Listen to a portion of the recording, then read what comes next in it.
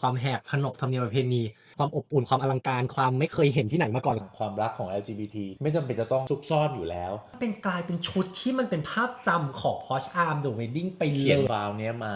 ตั้งแต่ขอเขาแต่งงานก็คือ10 ปีที่แล้วพี่พอชเนี่ยอยากได้ดวงอาทิตย์ดวงโอ้สูงมากแล้วนะผมมากเราไม่คิดเลยว่าในชีวิตเนี่ยจะมีคนรักเรามากขนาดเนี้ยเย้แต่งงานครบ1 ปีแล้ว first anniversary ความสุขความทรงจำจากงานแต่งงานมันยังแบบมันยังอยู่ในนี้นะมันคุกรุ่นอยู่ในนี้นะแล้วก็มีเรื่องราวอีกมากมายนะเป็นดีเทลเล็กน้อยที่อยากมาเล่าให้ฟังความอบอุ่นความอลังการความไม่เคยเห็นที่ไหนมาก่อนความแหกขนบธรรมเนียมประเพณี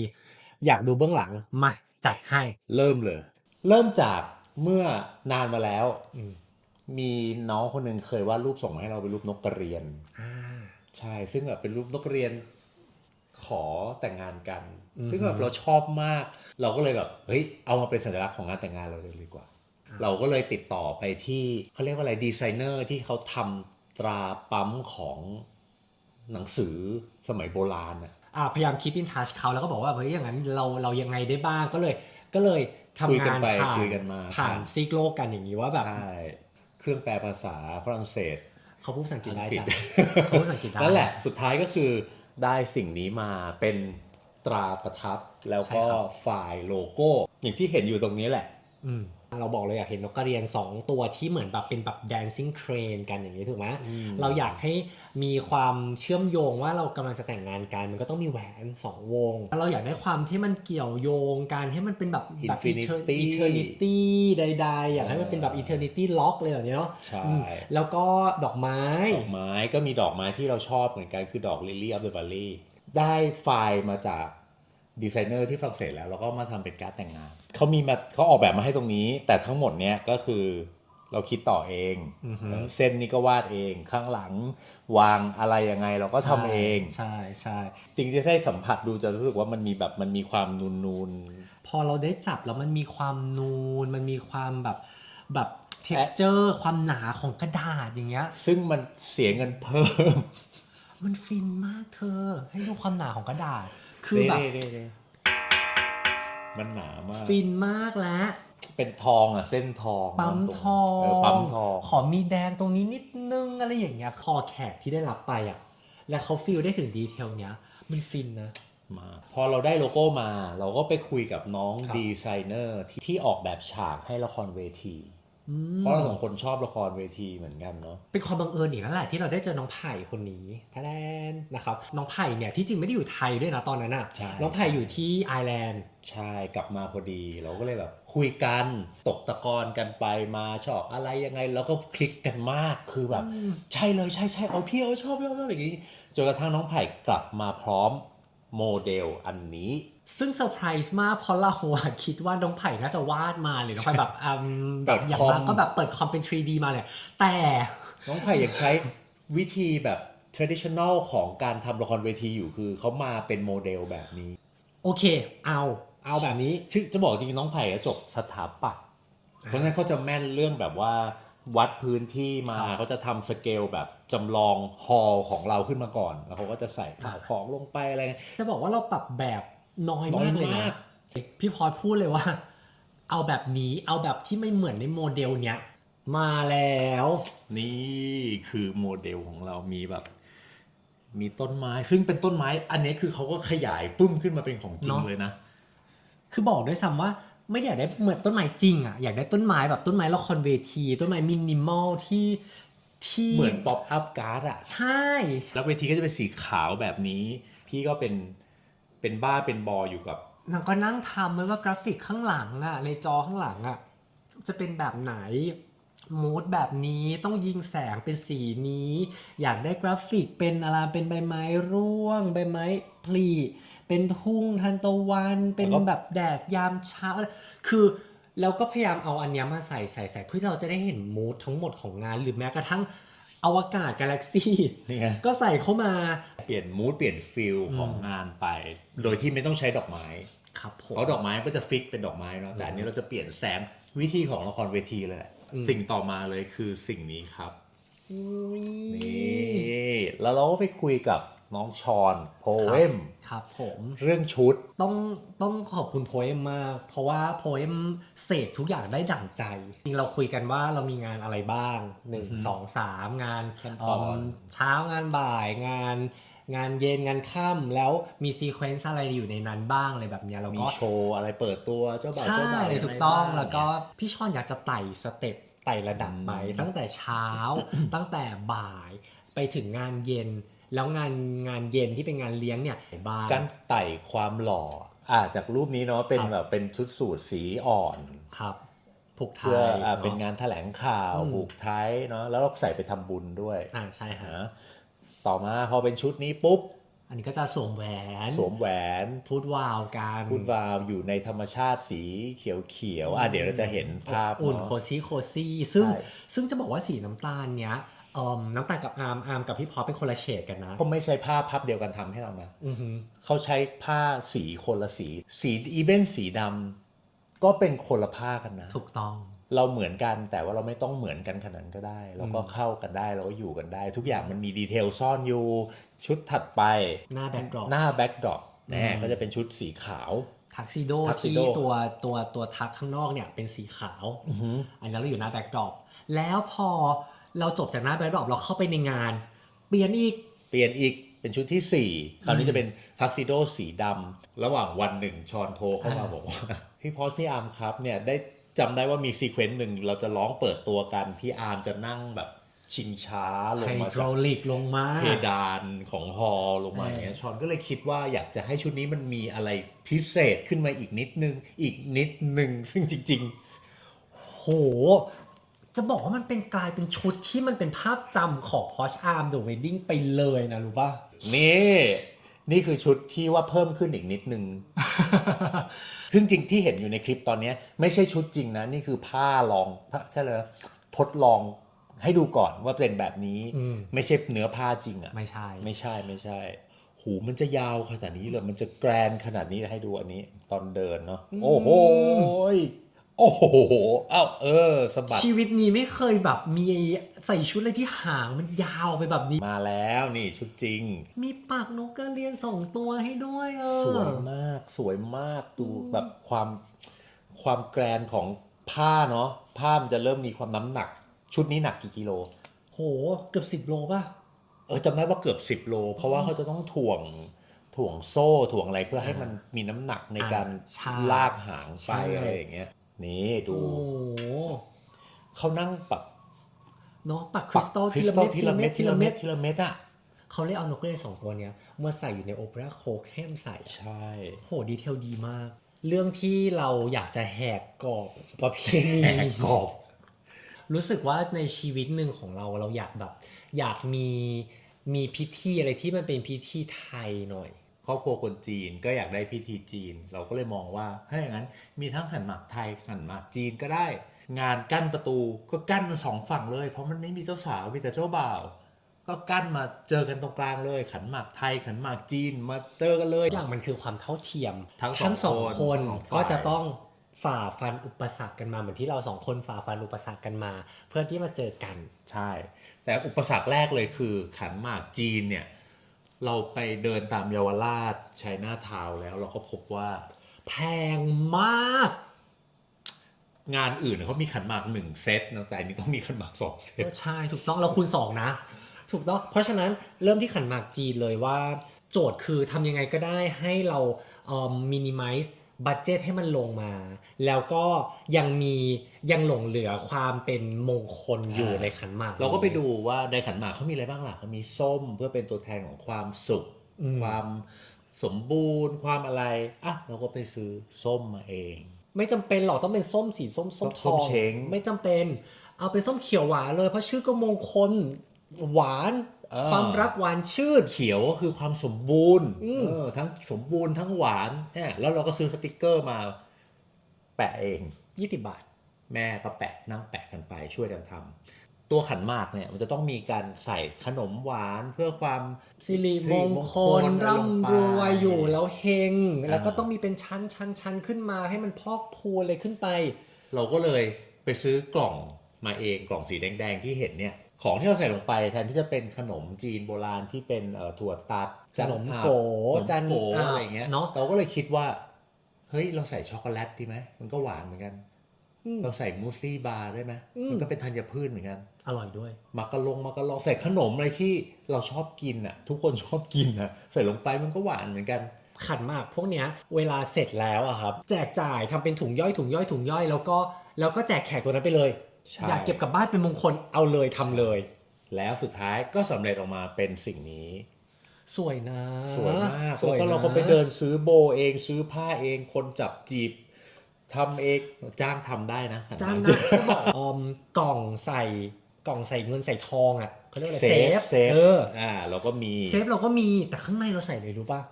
ทองเหรียญทองก้อนทองถูกที่เป็นช็อกโกแลต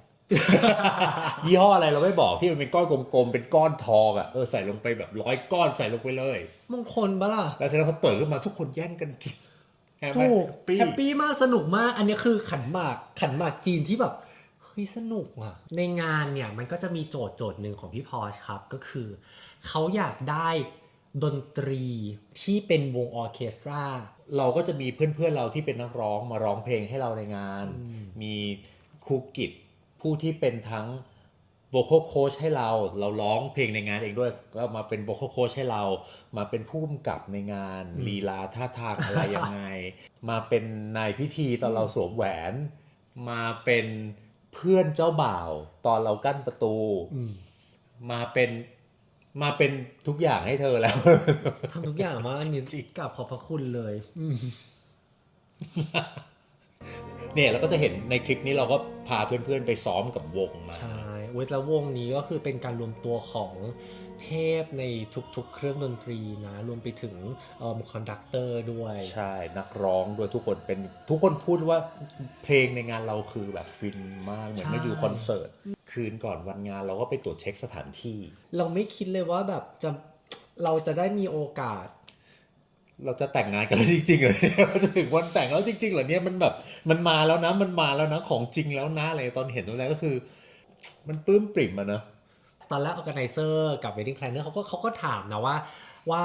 อยากได้แบบโฟโต้แกลเลอรี่ไหมอยากได้อะไรไหมเราก็เลยแบบไม่เอาอ่ะเพราะเราอยากมาแล้วเราอยากเห็นภาพเราใหญ่ๆภาพเดียวจบที่มันแบบว่า impact ปึ้งคนดูแล้วแบบโหก็คือเป็นรูปนี้คือเป็นรูปที่เราชอบมากมันแบบเป็นซิลูเอตเบาๆเนาะเห็นดีเทลการที่แบบกำลังจะจุ๊บกันแล้วมันแบบชวนจิ้มเกือบละอะไรอย่างเงี้ยความขำอย่างหนึ่งก็คือช่างภาพคือน้องนนครับนนบ็อกซ์เนี่ยมายืนดูรูปนี้แล้วก็รูปนี้สวยนะจำไม่ได้ว่าตัวเองถ่ายเดินเข้าไปนี่คือฮอลวันแรกที่เราเดินเข้าไปในฮอลแล้วเห็นเขากำลังเตรียมงานแต่งงานเราเห็นเวทีที่จากโมเดลเล็กๆอันเนี้ยแล้วมันแบบมันดีใจมากอ่ะนี่โมเดลกลายเป็นเนี่ยเหมือนไหมเหมือนเป๊ะเหมือนเป๊ะต้องขอบคุณทีม organizer ด้วยนะ organizer คือเป๊ะมากก็คือเราใช้ atmosphere ก็คือจะเป็น event organizer แล้วก็ทีม wedding planner ก็คือน้องเพลินก็จะช่วยงานตั้งแต่งานสวมแหวนมาอันนี้ดีกว่านี่อันนี้แล้วก็เหลืออันนึงที่เรายังไม่ได้ซ้อมเลยก็คือการนั่งชิงชาไฮดรอลิกของเราซึ่งซ้อมชุดจริงทำไงอ่ะพื้นมันเป็นพื้นฮอที่มันมีฝุ่นมีอะไรอยู่เขายังแบบทำโครงสร้างกันอยู่เลยอ่ะ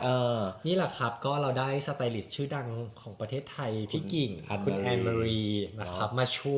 วยในการปกป้องให้ชุดนี้มันยังขาวสะอาดอยู่เนาะดูดิก็คือห่อไว้เลยแล้วก็ลองชุดจริงว่าพอลงมาจากไฮดรอลิกนี้ชิงชานี้เป็นยังไงลองเดินเป็นยังไงถามก่อนท่านั่งนี่ใครคิดให้อ่ะไอ้ท่าเจ้าหน้าลงชิงช้ามั้ยเนี่ยมันเป็นอินเนอร์ป่ะ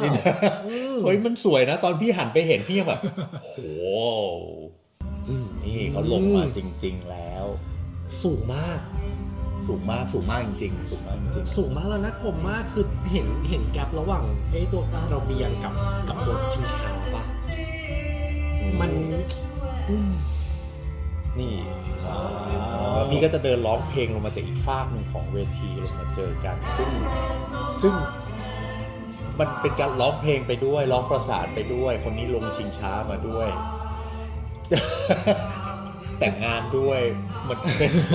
ตอนนี้เราก็เลยเดินลงไปดูอีกสถานที่หนึ่งของงานแต่งงานก็คือการสถานที่ outdoor ที่เป็นสวมแหวนกันครับผมก็จะเป็นอันนี้โอ้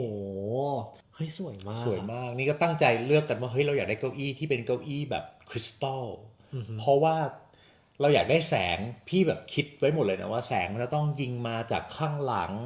เสร็จแล้วพอมันมากระทบกับมันเป็นภาพที่คิดไว้เลยอะแล้วซีนมันสวยมากคือมันเห็นต้นไม้ตรงกลางแล้วมันก็จะมีฉากที่เราทำเป็นฉากโปร่งๆนี่แหละทำเป็นเหมือนประตูอย่างเงี้ยคืออันแรกเลยคือเราแทบจะไม่ใช้ดอกไม้เลยดอกไม้ที่เราจะประดับมาเนี่ยก็จะเป็นฟีลอย่างนี้เหมือนเดินเข้าไปในป่าแล้วเราเห็นดอกไม้ที่มันขึ้นอยู่ตามธรรมชาติเพราะเราอยากบอกว่าความรักของทุกคนไม่ว่าแบบไหนมันเป็นเรื่องของธรรมชาติมันขึ้นเราพบเห็นได้ทั่วไปนี่แหละไม่มีอะไรต่างกันเนาะแล้วก็จะเห็นว่ามันจะมีเขาเรียกว่าอะไรซุ้มประตูอาร์คสี่เหลี่ยมครับ represent ตัวแทนของความให้ความรู้สึกมั่นคงของความรักนี่แหละมีอยู่3อันตรงกลางซ้ายขวาเพราะว่าเป็นตัวแทนของความรักของพ่อแม่แล้วก็เราที่รวมกันมาอยู่ตรงกลางเนาะ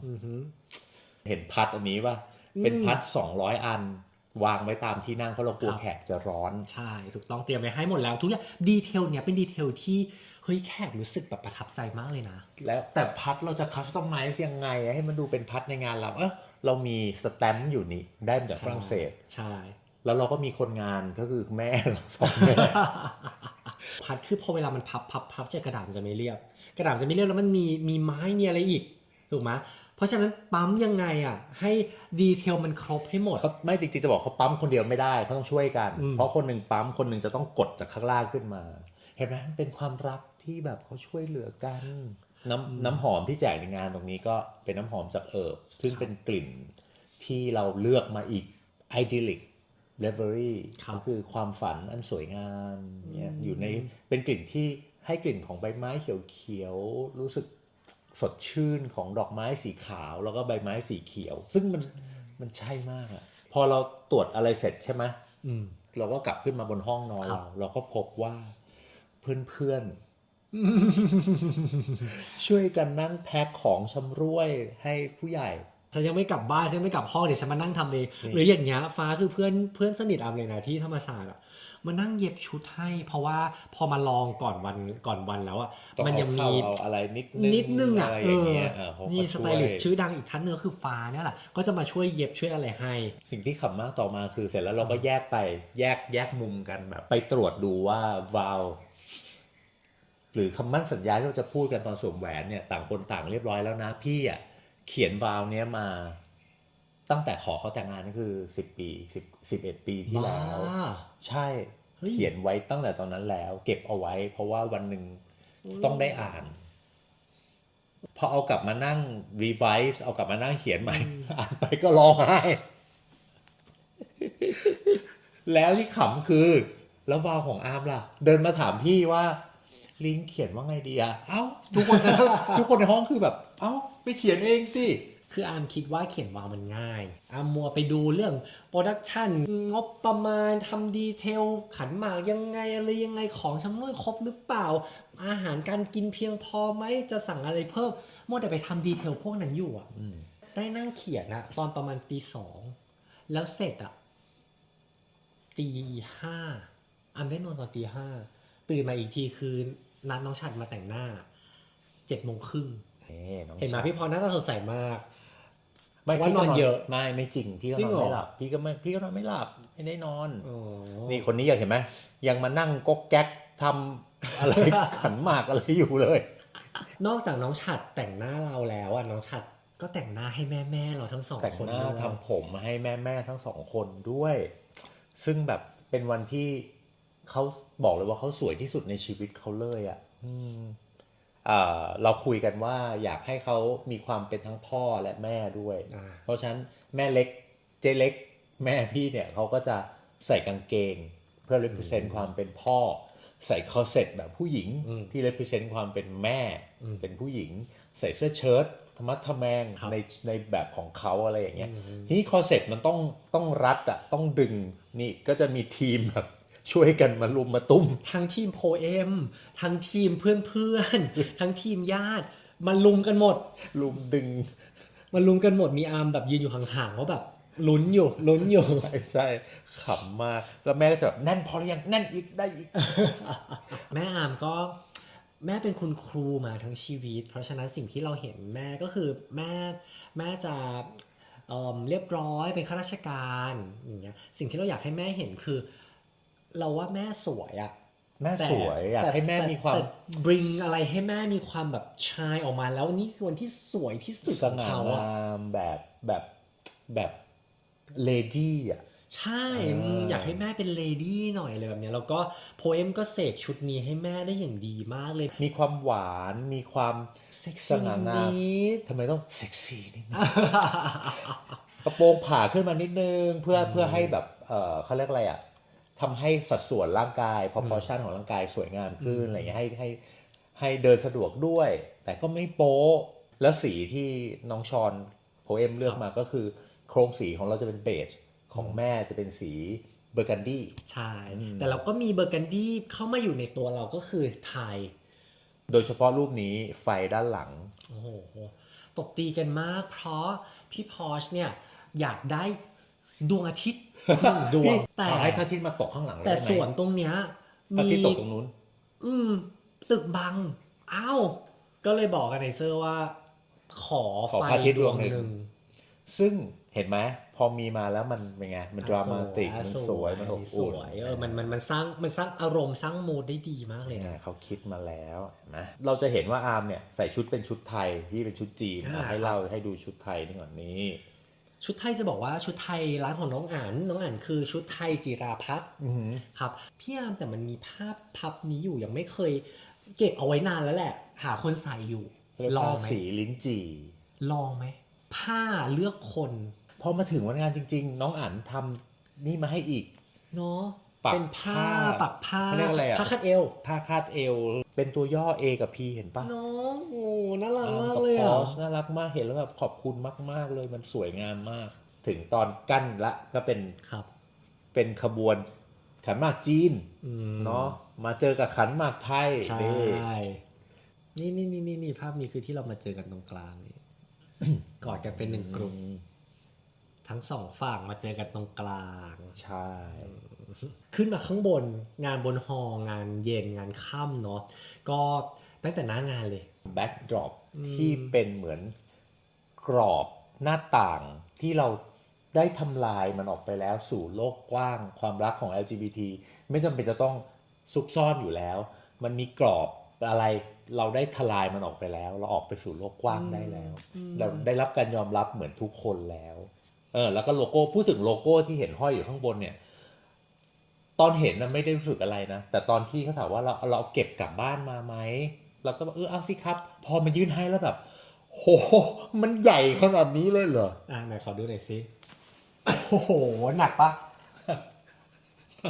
โอ้ยหนักมากโอ้แต่สวยมากโลโก้นี้จะไม่มีนกกระเรียนเราเอาออกเพราะนกกระเรียนอยู่ข้างหน้างานก็คือเราโอ้ยสวยมากแล้วทุกวันนี้ก็ยังเก็บเป็นที่ระลึกอยู่ที่บ้านถูกต้องธีมงานข้างล่างตรงนี้เป็นสีดำทอง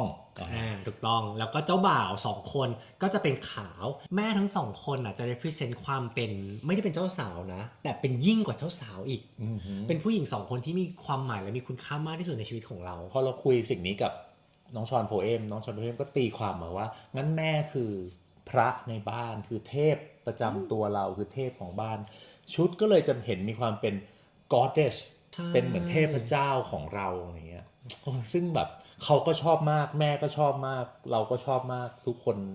สวยงามจริงๆแม่อามพี่ชอนสามารถดึงความเป็นผู้หญิงสง่างามของแม่ออกมาได้อย่างดีมากเลยอ่ะความเป็นคุณแม่เป็นอาจารย์พจนีอ่ะ ใครจะไปเชื่อว่าสามารถใส่ชุดเปิดไหล่แบบนี้มีแบบสดทรงองค์เอวที่สวยแล้วก็คิดว่าผู้หญิงอายุ70กว่าจะใส่โพเอมได้อะทุกเพศทุกวัยทุกไซส์ทุกแบบ คือแม่ใส่มาได้อย่าง อบรับ graceful มากแล้วไม่ได้มีความรู้สึกว่ามันไม่ใช่เปล่าวะหรือไม่ใช่นะ ใส่ได้ดีมากรวมไปถึงแม่ของพี่พอชด้วยคือเป็น goddess แบบเทพีหนึ่งอ่ะเป็นผู้หญิงที่สวยที่สุดเท่าที่เขาเคยจะสวยมาได้แหละ นี่แหละคือครั้งหนึ่งในชีวิตที่เราจะทำอะไรเพื่อตอบแทนแม่เราได้อะ นี่อันนี้ก็เป็นบรรยากาศในงานก็คือเป็นเหมือนที่เราคิดไว้เลย ก็เหมือนจริงเลยนะ แต่อันนี้ภาพนี้มันจะเคลื่อนไหวได้ด้วยนะมันจะเป็นน้ำตกเป็นอะไร ครับ นี่ก็จะเห็นเป็นรูปตอนที่อาร์มนั่งชิงช้าลงมาหวาดเสียว ตื่นเต้นมากตื่นเต้นมากใจมันตึกเลยร้องเพลงไม่รู้เสียงสั่นเปล่า ร้องเพราะอันนี้ก็จะมีเพื่อนๆมาร้องเพลงอื่นๆให้เราฟิลเวทีก็จะเปลี่ยนไปเรื่อยๆนี่มีวงอ่ะรูปนี้นี่รูปนี้ เถียงกันอยู่นานมากเรื่องเนี้ย คือพี่อ่ะอยากได้อย่างนี้เลยคือคนอื่นเขาลินแชมเปญใช่ไหมพี่อยากได้แบบเวลาเปิดแชมเปญอ่ะเรานั่งลงไปแล้วก้นแชมเปญแบบปึ้งกับพื้นแล้วให้มันแบบสเปลชขึ้นไปเลย2 มืออย่างเงี้ย เคยเห็นมาที่แบบกระแทกปึ้งแล้วขวดแตกเลยอย่างเงี้ย มันเฟลปะแล้วเราไม่อยากให้โมเมนต์นั้นมันเฟลอ่ะ ก็ไม่เฟลสุดท้ายก็คือมาเจอกันตรงกลางเป็นแค่เขย่าแล้วก็2 คนช่วยกันสเปลชมัน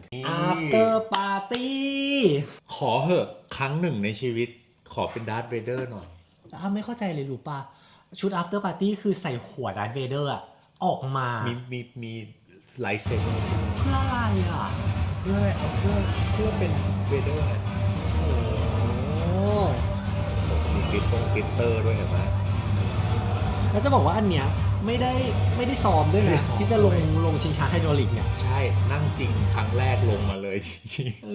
ๆแต่เราก็ไม่ได้เป็นเวเดอร์แบบแต่งเป็นเวเดอร์เต็มนะจะบอกว่าชุดที่เราใส่ after party อะครับอนุรักษ์เนี่ยเสกให้เราได้ถูกใจมากเลยอะ จริง คือตอนแรกที่ไปบอกน้องซันว่าแบบน้องซันอยากได้ชุด after party อะน้องซันก็แบบได้ครับพี่มาเดี๋ยวผมแบบนี้แล้วพี่อยากได้ยังไงมีธีมแบบไหนแล้วก็บอกเขาไปว่าพี่พอจะต้องใส่หัวดาร์ธเวเดอร์ครับ